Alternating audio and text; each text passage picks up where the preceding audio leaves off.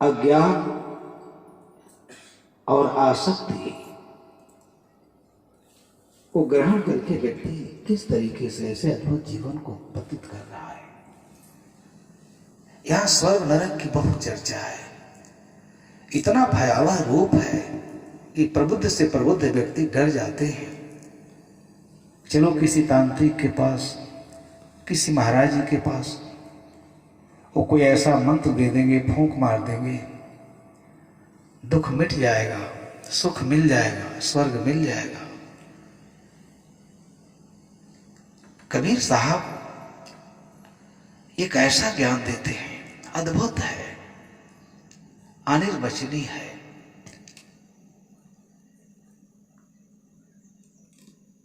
आदमी के अंदर जो सत्ता है, महान सत्ता, वहां मनुष्य का ध्यान केंद्रित करते हैं। हमारे जीवन में दुख क्यों है? हम इतने असहाय, निरीह, अकिंचन क्यों बन गए हैं? दुख पीड़ा का जीवन में अंत नहीं है, क्योंकि हमने सुख, शाश्वत सुख की खोज नहीं शुरू की। खोज भी शुरू की तो गलत तरीका अपनाया, और शास्त्रों में तो इतने भ्रामक विचार हैं। कभी कभी पीड़ा होती है कि शास्त्र के रचयिताओं के दिमाग में क्या था, ऐसे मार्ग का प्रतिपादन कर दिए कि प्रबुद्ध मानव भटक करके और अपना सारा ये जीवन अनेक जन्मों के पुण्य उपार्जित कर्म संस्कारों के कारण मिला अद्भुत जीवन निंद विषय वासनाओं में सुख ढूंढते ढूंढते खो देता है, कहीं नहीं मिलता। संसार में जितने प्राणी पदार्थ दिखाई देते हैं जिसमें हम सुख की कामना करते हैं, क्या साहब की अद्भुत दृष्टि है, कितना सूक्ष्म दृष्टिपात कर रहे हैं। नैन नेह जस जरे पतंगा। संसार में, संसार के वस्तुओं में, प्राणी पदार्थों में अपना घोर पतन देख करके भी मनुष्य के अंदर अज्ञान इतना प्रबलतम रूप में प्रवेश कर गया है कि ज्ञान की संभावना को छीन कर देता है। हमारी उपमा कैसे दिया साहब ने? पतिंगा है, अज्ञानी है, उसमें विवेक नहीं है, आग के लपट को खाने की वस्तु समझकर जाता है, जल भी जाता है, और फिर भी उसमें जाकर के वो मर जाता है। हमारी दयनीय दशा उससे कुछ कम नहीं है। इतना सूक्ष्म दृष्टिपात, इतना सुंदर मीमांसा शायद किसी ने कर ही नहीं पाया। कितना सुंदर तरीके से जगाते हैं, अल्प सुख दुख आदि अंत। ऐ विवेकशील मानो, ऐ प्रज्ञा की ज्योति को जलाने की आवश्यकता है। प्रज्ञा प्रसूत धर्म की व्याख्या की, धर्म की बहुत चर्चा है, परंतु आज संसार में सारे दुख का कारण है शाश्वत धर्म के शरण में नहीं जाना। साहब कहते हैं कि उठो, जागो, देखो, यहां हम सोने के लिए नहीं आए हैं। थोड़ा जीवन है, काम बहुत है, परंतु हम करने जो एक कर्म नहीं करते। साहब कहते हैं अल्प सुख दुख आदि बनता। जरा विवेकपूर्ण दृष्टि से देखो, जहां तुम सुख ढूंढ रहे हो अनादिकाल से, उसमें सुख तो है नहीं, किसी को मिला नहीं, अल्प सुख है, आता है चला जाता है। पत्नी का सुख, जवानी का सुख, परिवार का सुख, धन का सुख, सब क्षणिक है, अशाश्वत है, सब परिवर्तनशील है। अनेक जगहों पर हमारे विवेक को इतना परिमार्जित करना चाहते हैं, और यही हमारा आपका धर्म है। जो अपने विवेक को परिमार्जित कर लिया, सत्य का खोज अपने तरीके से किया, सत्य के लिए, सत्य के साक्षात्कार के लिए इसने अपना संपूर्ण सब कुछ समर्पित कर दिया, वो कैसे होगा? जब हमारी दृष्टि पवित्र होगी, देखने का ढंग ठीक होगा, जो चीज जैसी है वैसे हम देखते नहीं। कितना बड़ा ज्ञान है। ये शरीर क्या है? शरीर मोक्ष के लिए वरदान स्वरूप है, लेकिन 5 इंद्रियों और उनके विषयों में और उसके प्रमाद में पड़ा पड़ा मानव ये रत्न तुल्य जीवन खो देता है। इसलिए साहब जगाते हैं अल्प सुख दुख आदिवंता। कोई भी विवेकवान व्यक्ति, आप अनेक महापुरुषों के जीवन को पढ़ते होंगे, जानते होंगे, जिस सुख के लिए साधारण मनुष्य लालायित रहता है, और सुख ऐश्वर्य विलास के वातावरण में बुद्ध महावीर ने दुख के दर्शन किए। कितना करुणा सिक्त वाणी है। अल्प सुख दुख आदिवंता। ए मनुष्य जगो, जहां तुम सुख ढूंढ रहे हो वहां तो केवल दुख ही दुख है। किसी को नहीं सुख मिला। आदि से अंत तक दुख ही दुख भरा हुआ है। वासनाओं में कहां सुख है? किसको मिला? महाराज भर्तृहरि श्रृंगार शतक लिखा। कितने श्रृंगार के रसिक थे, कितनी रानियां पटरानियां थी। इंद्रिय जन विषयों के खोखलेपन का ज्ञान इस सत्संग के बिना असंभव है। मनुष्य का दुख दूर कैसे होगा जब तक वो इंद्रिय विषयों और इंद्रिय गम्य पदार्थों के खोखलेपन का उसे ज्ञान नहीं होता। कहां धरा है सुख? काम भोगों में पड़ करके आदमी कितना पतित होता है, पश्चाताप करता है, अपनी अक्षय ऊर्जा नष्ट करता है और निराशा के गर्त में डूब जाता है। फिर वही पश्चाताप, फिर वही भोग, फिर वही तृष्णा, फिर वही मलिनता, फिर वही दुख। इन महापुरुषों का बहुत बड़ा कृपा है।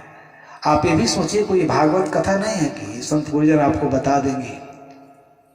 केवल विचार, जीवन में सुख शांति, शाश्वत शांति, चिर शाश्वत मुक्त पद की प्राप्ति कैसे होगी? केवल विचार के। विचार आप तब करेंगे जब आपका विवेक परिमार्जित होगा, बुद्धि निर्मल होगी, सही दिशा में आप सोचेंगे, सही दिशा में चलेंगे। भर्तृहरि का जीवन सबसे सुंदर उदाहरण है। ये मन कितना दुर्गम है। मनुजस्य कुमत्त चायनो तढ़ा बढ़ती मालवा बिया सो फलौती हुरा हुरंग फल मिक्षण व वनस निबानरो। तथागत बुद्ध ने कहा, मनुष्य की जो तृष्णाएं है, विषय भोगों की तृष्णाएं, संसार के प्राणी पदार्थों को पाने की जो लालसा है, भोग है, उसी से उसका घोर पतन है। मनुजस्य कुमत्त चायनो तढ़ा, मनुष्य की तृष्णा कैसी है, ये भी विवेक करने की बात है। तृष्णा कहां उत्पन्न होती है? तृष्णा का जन्म कहां होता है? क्षण भर में जन्म लेती है और हमारा सब कुछ स्वाहा करके चली जाती है। इसलिए तृष्णा की दास्ता, इच्छा वासना की दास्ता में पड़ा हुआ प्राणी को कहीं सुख चैन नहीं। महाराज भर्तृहरि के जीवन को देखें, कितना सुख होगा। संसार के सुख में जब सारी इंद्रियों की तिसिर हो गई, शरीर का सौंदर्य नष्ट हो गया, चेहरा पर जो आभा थी, प्रभा थी, सिकुड़न आ गई, शरीर जर्जर होने लगी, विषय भोगों से मन उपराम नहीं हुआ। क्योंकि साहब कहते हैं अल्प सुख है। कहां सुख है? किसको सुख मिला? दुख आदि अंता। एक आदमी शादी करता है, एक जुआ पढ़ता लिखता है, 25 साल तक तैयारी करता है, पढ़ लिख करके योग्यता अर्जित करता है, उसके बाद वो शादी करता है और शादी के बाद उसका जीवन, उसकी स्वतंत्रता, उसकी स्वच्छंदता, सारा जीवन 25 वर्ष के बाद वो शादी के बोझ को ढोते ढोते उसका जीवन ही खत्म हो जाता है। पर अब पछताए क्या होते, चिड़िया चुग गई खेत। ये तो सामान्य बात है। हर वस्तु की चाहना में ऐसा दुख है। जिन जिन वस्तुओं प्राणी पदार्थों की हम चाहना करते हैं, कामना करते हैं, वो मिल भी जाते हैं परंतु सदा नहीं रहती। कौन चाहता है मैं बूढ़ा हो जाऊं? कोई चाहता है? सब प्राणी चाहते हैं मैं सदा जवान रहूं, मेरी जवानी मेरे हाथ से न जाए, मैं इस संसार को छप कर भोगता रहूं। कितनी अज्ञानता! संसार तो जहां है वहां है, वैसे ही है, परंतु भोगता भोगाता कौन है? हमारा सब कुछ छीण हो जाता है, जीर्ण शीर्ण हो जाता है और हम गहन पश्चाताप विषाद में डूब जाते हैं। अद्भुत जीवन है, लेकिन ये विषय इतना दुर्गम है। कबीर साहब इसको इसलिए लेते हैं, सदगुरु हैं, बिना इन विषयों को गहनता से लिए चिंतन किए, इसको आत्मसात करके जी, बिना जीवन जो अपने अंदर अमृत तत्व है, अमृत है, उस अमृत की प्राप्ति नहीं हो सकती बंधु। लेकिन ये कठिन है, आदि अंत, दुख आदि से अंत तक भरा है। मन में कैसे कैसे संस्कार बनते हैं। ये संसार कितना दुर्गम है। एक क्षण भी आप यहां से वहां होते हैं, तुरंत संसार आपके मन पर आच्छादित हो जाता है, दिग्भ्रमित कर देता है। मन में उठने वाले, क्षण क्षण बनने वाले विचार, भाव, संस्कार, इसके आप दृष्टा हैं, साक्षी हैं। अगर विवेक नहीं जगा तो उसी में आप सो जाएंगे और जीवन की बाजी व्यक्ति हार जाता है। इसलिए सदगुरु कबीर साहब के जो उपदेश हैं वो हमारे अंतर्वर्ती तत्व को झकझोर के रख देते हैं। विषय परायण, भोग परायण, मलिनता में पड़ा हुआ व्यक्ति इन उपदेशों को जब सुनता है कौंध जाता है, जग जाता है। मन भुलान मैं गर मैं मनता, लेकिन ये मन हमारा क्या है? इसी में उन्मत्त हाथी की तरह से भूला हुआ है। एक गलती से इतनी सारी गलतियों को जन्म देते हैं, चारों तरफ विष की बेल। इसलिए तथागत कहते हैं मनुजस पमत्त चारिनो तड़ा। ये तृष्णा की जो लता है, जैसे आपने देखा होगा जिसे हम लोग आकाश बौर कहते हैं, जिस पेड़ को, जिस वृक्ष को आच्छादित करती है, पूरा पेड़ को ही नष्ट कर देती है। ऐसे विष रूपी नीच तृष्णा है। उसका जड़ ढूंढिए कहीं नहीं मिलेगी। हमारी इच्छा का जड़ कहाँ है? तृष्णा का जड़ कहाँ है? वो हम ही से उत्पन्न होकर के हमारा सब सर्वनाश कर देती है। विनाश को प्राप्त होते हैं। इसलिए भीतर से क्षण क्षण जागरूक रहकर वासनाओं का दलन और ज्ञान का विकास, ये हमारे जीवन का लक्ष्य होना चाहिए। कभी कभी मैं एक दृष्टांत कहता हूं, ज्ञानी से ज्ञानी व्यक्ति को जब सत्संग नहीं मिलता, अच्छे सदगुरु नहीं मिलते, उसे दिशा नहीं मिलती है। बड़े बड़े पढ़े लिखे लोग, मूर्धन्य से मूर्धन्य विद्वान, प्रकांड विद्वान, विद्या से संपन्न संभ्रांत धनी होते हुए भी वो स्वयं का कल्याण नहीं कर पाते। इतना गहन गंभीर विषय का चिंतन करते हैं साहब। इसलिए सत्संग क्या है? ये हमें जगाने के लिए है, अनाद काल का संस्कार है। आप कल्पना करिए, रोज सुनते हैं और फिर भी आपके अपनी चेतना को आप जगा नहीं पाते। तुरंत संसार आकर उस पर उपस्थित हो जाता है, घेर लेता है।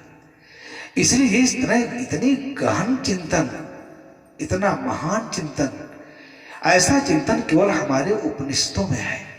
परंतु उपनिषदों के ज्ञान का अगर प्रचार प्रसार किया गया होता तो शायद आज ये मानुष, भारतीय समाज इतना रुग्ण नहीं होता। आत्मानम रथिनम बद्ध शरीरम रथनेव तू, कितना बढ़िया बात लिखा है।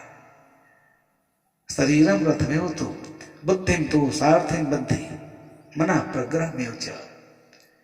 मन क्या है, आत्मा क्या है, यह विमल विचार हम नहीं कर पाते हैं तो शोक और पीड़ा, दुख का हमारे जीवन में अंत नहीं होता। इसलिए हमारे विमल विवेक को परिमार्जित करने के लिए साहब कहते हैं कि अपनी दृष्टि अंतर मोड़ो, अपने अंतरात्मा की अंतर यात्रा में उतरो। यह एक अंतर दशा के लिए प्रेरणा है, अद्भुत प्रेरणा है। कब तक ये प्रमाद हाथी की तरह से प्रमाद में पढ़कर कब तक घूमोगे? चारों तरफ अपने अनाचरण से, अपने निंदित कर्म से, अपने पवित्र कर्म से हम चारों तरफ ऐसा विष की बेल बो देते हैं जो सारे हमारे जीवन को आच्छादित कर लेती है। उस विष बेल से निकलना बड़ा दुर्लभ हो जाता है। इसलिए आज इसकी आवश्यकता है कि हम बीजक का अध्ययन मनन करें। तो मैं कह रहा था, एक बहुत बड़े संत के पास कुछ विद्यार्थी रहते थे। कई वर्षों तक शास्त्रों का अध्ययन किए, मनन किए, चिंतन किए। शास्त्रों के अध्ययन, मनन, चिंतन से अगर जीवन का दुख नहीं मिटा, राग नहीं मिटा, आसक्ति नहीं मिटी, ममता नहीं मिटा, मोह का समूल नष्ट नहीं हुआ, तो शास्त्र तो हमारे जीवन के लिए समस्या बन जाते हैं। इसलिए शास्त्रों में भी बहुत सूक्ष्म दृष्टि अपनाने की जरूरत है। यहां ऐसा कोई कबीर साहब ने सस्ता नुस्खा नहीं बताया है। इसलिए नहीं बताया कि जीवन में जो कुछ है वो हमारे कर्मों का भी परिणाम है। इसलिए जब तक हमारे कर्म शुद्ध नहीं होंगे, विवेक जगेगा नहीं। विवेक की दृष्टि से जीवन व्यवहार को देखेंगे नहीं, अपने निंदित आचरण को नहीं देखेंगे, स्वसंवेद्य होकर अपने अतीत, अपने कर्मों का स्मरण नहीं करेंगे, तो प्रदूषण कहां जाएगा? ये जन्म मरण का प्रवाह अनादिकाल से कब तक? ये आपकी जन्म मरण के प्रवाह की यात्रा, अनंत यात्रा, बड़ी लंबी यात्रा हो जाएगी। इसलिए आज ये सुंदर अवसर है, विवेक प्रधान मानव जीवन मिला है। विषय वासनाओं के तुच्छता को, संसार के असारता को, जीवन के क्षणभंगुरता को, परिवर्तनशीलता को, अथिरता को जब तक आदमी होश में आकर नहीं देखता है, विवेक नहीं जग सकता। बहुत पढ़ा है, बहुत पढ़ा है, आए तो समाज में सारी समस्या, पढ़ने समस्याओं का अंबार लगा दिया। पढ़ा लिखा आदमी पढ़ा तो है, क्या पढ़ा है? सब कुछ पढ़ा और अपने जीवन को कल्याण के पथ पर नहीं ले गया। क्या पढ़ाई है, क्या मतलब है? इसलिए बंधुओं, सत्संग की एक एक शब्द अमृत प्राप्त करने के साधन है। परंतु जब उसका हम तिरस्कार कर देते हैं, कान से सुन लिया हो गया, कान से सुनने से काम नहीं चलेगा। उसको अपने जीवन को सांचे में ढालिए, देखिए, ऐसी दृष्टि अपनाइए। तो बहुत दिन तक पढ़े, उदाहरण से समझाएं तो आप बात जल्दी समझ लेंगे कि संसार का मार्ग कितना कठिन है, कितना दुष्कर है। ये दुस्त्याज विष रूपी नीच तृष्णा का जाल इतना प्रबलतम है। क्षण क्षण उत्पन्न होकर क्षण क्षण उत्पन्न होती है, विलीन होती है। अभी साहब ने कितना सुंदर उदाहरण दिया मन का। क्षण में मन एकदम प्रफुल्लित, प्रसन्नचित, जैसे लगा उसको सब कुछ मिल गया, सदा के लिए मिला है। क्षण भर में सब बिछुड़ गए, सब छूट गया, फिर वही दुख, वही पश्चाताप। तो जब तक उस दुख के कारणों की खोज नहीं करेंगे।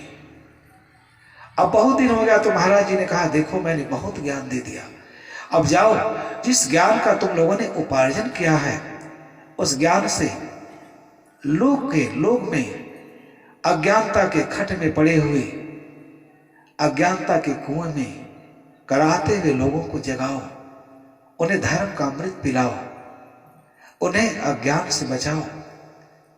हमारा शत्रु कौन है? हमारा अज्ञान। हम जीवन भर अपना बाहर शत्रु ढूंढते रहते हैं। अभी कल मैं था तो एक पुष्कर साहब थे बड़ा सुंदर उदाहरण दी कि एक घर में रामायण का अखंड पाठ हो रहा था। तो संत लोग गए, पूछे भाई किस खुशी में अखंड पाठ हो रहा है? उसने कहा कि साहब मैं बहुत दिन मुकदमा चला, लड़ा, उस मुकदमे में मैंने अपने भाई को हरा दिया है और उसका एक बेटा है वो मर गया है। इस खुशी में मैं अखंड रामायण का पाठ करा रहा हूं। मानव मन कितना विकृत है। करुणा का इतना अभाव। जब तक आपकी दृष्टि सही नहीं होगी, किसी के दुख से दुखी होना चाहिए, मानवीय चरित्र है। किसी के दुख से कोई सुखी होता है? कितना गिरा विचार है, कितना तुच्छ विचार है। वहां तो मनुष्यता मर जाती है। यही धर्म की आवश्यकता है। तो इस प्रकार जब महाराज जी ने कहा कि जाओ, हमने जो ज्ञान दिया है ये लोक कल्याण के लिए, यहां से जाओ। आप लोग भी सुने होंगे, दृष्टांत है। अब वो 12 वर्ष तक तो आश्रम में खाए पिए थे, फले फूले थे, शास्त्रों का ज्ञान था, परंतु व्यवहारिक ज्ञान नहीं था। इसलिए शास्त्र अनधित्यापि भवन्ति मूर्खा। हमारे ऋषियों ने कहा शास्त्र खूब पढ़ा है, खूब पढ़ा है, परंतु उसके ज्ञान को व्यवहारित नहीं किया है। क्या होगा शास्त्र पढ़ने से? सब निरर्थक, सब मिथ्या। तो जब वहां से चले, अब जीवन तो कठिन लगा, क्योंकि आश्रम में बैठकर खाए थे, शास्त्रों का ज्ञान था, परंतु संसार से कैसे मिलेगा भोजन? ज्ञान तो है, देने का ढंग भी नहीं है। अब चलते चलते शाम हो गई। अब एक जगह एक लड़के की शादी हो रही थी, संध्या का समय था, बारात जा रही थी, महिलाएं खूब गाना गा रही थी, पुलकित थी, प्रसन्नचित थी, लोग नाच रहे थे और बारात की विदाई हो रही थी। दुल्हा खूब बढ़िया फूल माला पहना था, एकदम मगन। हमारे यहाँ तो कहते हैं, मुझे हंसी आती है कि आज दुल्हा विष्णु भगवान का रूप बना है। कहाँ जा रहा है? सारे संसार के लोग मिलकर और उसके जीवन को बताइए, कितना द्रोह बना रहे हैं, नाच रहे हैं, गा रहे हैं, कुएं पर बैठ गए। महात्मा रूप देखे, लोगों ने पूछा, पानी वानी पिलाए, बढ़िया से व्यवस्था की। पूछिए क्या हो रहा है, जानने की जिज्ञासा की। किस प्रकार आदमी को अपने मन की रक्षा करनी चाहिए, चित्त की रक्षा करनी चाहिए। ये सत्संग हमें पतन से बचाता है, कुमार्ग से बचाता है। जीवन की रक्षा का ये क्या है? सबसे बड़ा साधन है। अब वो सारा शास्त्र भूल गए, अच्छी अच्छी बातें होने लगी। कहीं देखिए महाराज, ये दूल्हा बना है, इसकी शादी हो रही है। कहे शादी का मतलब क्या है? कहा बारात लेके जा रही है। कहे बारात में क्या होगा? कहे द्वार पूजा होगा। अब यहाँ क्या होता है? हमारे यहाँ उत्तर प्रदेश में होता है द्वार पूजा। जब लड़का जाता है तो उसका ससुर पैर वैर छूता है, क्या करता है। उसके बाद लड़की आएगी, दुल्हन, उससे इसकी शादी होगी, विदाई लेके आएगा, सुहाग रात बिताएगा, कुछ दिन बीतेगा, इसके बाल बच्चे होंगे, फिर संसार में आनंद से जिएगा। इसलिए कभी भी ऐसे चीज को नहीं सुनना चाहिए जिससे चित्त खराब हो, मन खराब हो, दूषित हो। इतना शास्त्र का ज्ञान था, इतना शास्त्र का ज्ञान था। अब वो बातों को सुना। इसलिए आदमी जैसा सुनता है, जैसे वातावरण में रहता है, उसकी बड़ी गहरी छाप पड़ जाती है। हम लोग जीवन भर वही बात, वही आनंद की बात, वही माया मोह की बात, वही लिप्सा की बात, कहीं अच्छी बात नहीं सुनते। जो जिन लोगों का घोर पतन हुआ है, वह भी आपको उसी पतन के मार्ग में ही ले जाते हैं। जो जीवन भर चोरी चांडाली के, बेईमानी के, उसके परिणाम को भोग रहे हैं, फिर भी आपके मन में वही चीज पाने की लालसा वो जगाते हैं। संग इसलिए कुसंग नरक, सुसंग स्वर्ग। 12 वर्ष जो शास्त्रों का अध्ययन मनन किए, जब संसार के रसिक बात को सुना कि महाराज यहाँ तो एकदम आनंद ही आनंद है, पूछिए मत, फिर इनके बाल बच्चे हो जाएंगे, बड़ी लंबी कहानी बताए सब, फिर उनको पढ़ाएंगे, लिखाएंगे, फिर उनका भी शादी विवाह करेंगे। अब महाराज को तो बारात जाना नहीं था, उसी कुएं पर सो गए और उन सुनी हुई बातों का इतना मजबूती से चिंतन करने लगे कि काश हम भी घर होते, हमारी भी शादी होती, हम ही दुल्हा बनते, डोली पालकी में जाते, आनंद मनाते। इतना स्मरण किए।